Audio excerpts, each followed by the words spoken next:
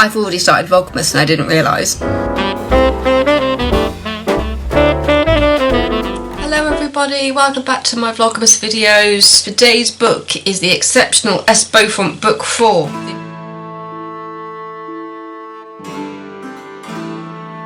Dragon Riders need to come together. The problem is they've been separated for too long, and one evil man has used this to his advantage. While the Dragon Elite have been in hiding, training at the Gullington, Tad Reinhardt has been plotting their demise. Now it's time for his plans to come to fruition, unless Sophia Beaufont and the Dragon Elite can learn what he's up to and stop him. Or will Tad Reinhardt's Magitech do the one thing every Dragon Rider fears most? Book 4 kind of made me cry.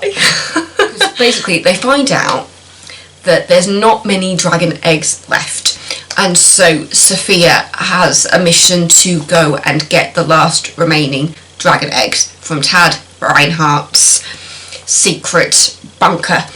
And so she takes one of the other members of the elite with her. It's an undersea bunker, and so she needs somebody with strength underwater, and so she takes the most qualified person she knows within the elite with her to be able to get to the bunker, open up a portal to let her in so that they can get the rest of the eggs back to the Gullington. They manage to save the eggs, but they are very aware that because there's not many eggs left, they need to recruit Dragon Riders that never made it into the elite. Not really thinking about the fact that there may have been a reason why they never made it into the elite. Sophia goes off on a mission with her dragon, Lunis, to go and find other dragon riders that were deemed not elite worthy.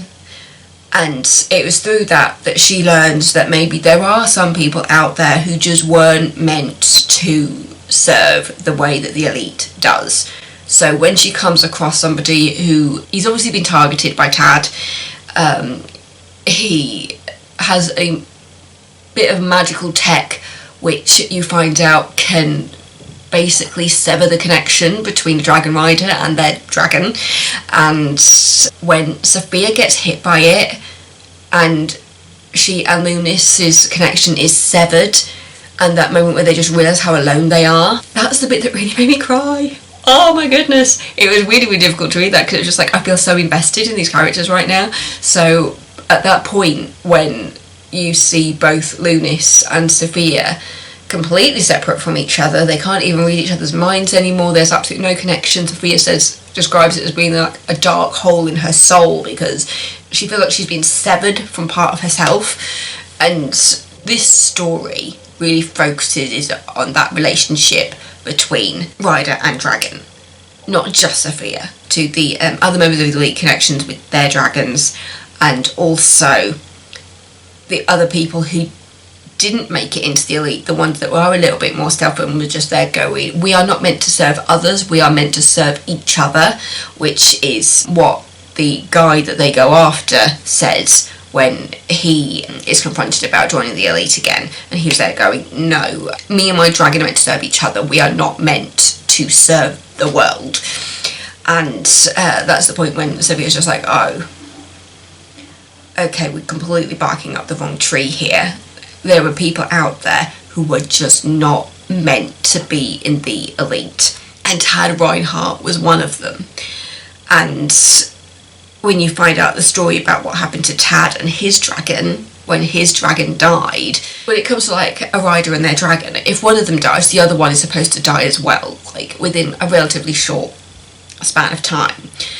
So the fact that Tad is still going, despite the fact that his dragon died, is a complete surprise to everybody. Everybody's a bit mystified by it, so going, we don't know how Tad is still going because he lost his dragon years ago. And through reading that, you've got the characters going through, and I'm just like, I think I might be one step ahead of them in my brain. I'm just like, they think that Tad should have died hundreds of years ago, and I'm just like, a part of him has already died. You can see that from the way he is reacting to other people's connections. The fact that he wants to sever the connection between the elite and their dragons tells you that a part of him has died, because it's also explained in the fact that when Sophia and Lunis lose their connection for a short amount of time, and how empty and drained they feel without that connection. You realise that, because, well, ultimately that's what Tad's goal is. He wants other people to feel how he felt when he lost his dragon. The fact that Tad is trying to inflict the pain that he himself felt onto other people tells you how dark and dead inside he actually is.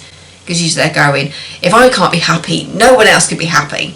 I think he might need some therapy, to be honest. That is one of like my main takeaways from this story, is that focus. Obviously there's still like the wonderful comedy moments. I still think it would be a great comedy series down the road, like if anybody really wanted to do that, because it does read like a comedy series. Like they go off on their adventures, come back, have dinner around the table, and you just got that comedy seeping all the way through it, even with like the dark parts and the adventurous part. It is ultimately a comedy at the heart of it, and not a romantic comedy, a situation comedy. It's sitcom. It is sitcom. And I'm loving this series so much. I have just started book 5. I'm only like a chapter in, so I'm currently catching up on the books I haven't had the chance to review, because I finished a couple of books within a relatively short time period, but just didn't get the chance to talk about them because I have been working and rehearsing and all that jazz.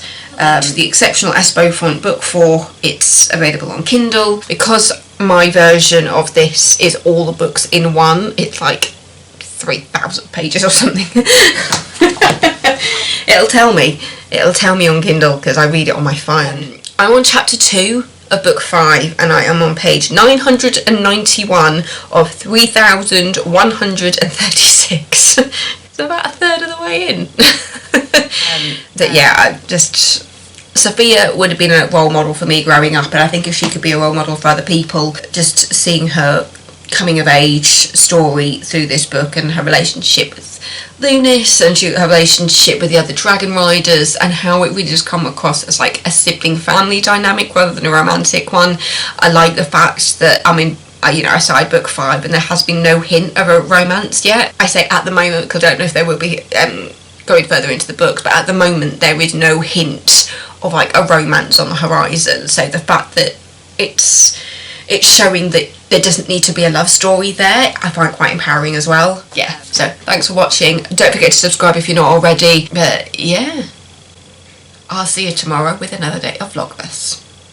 Happy Christmas from past Debbie, who was filming this in July.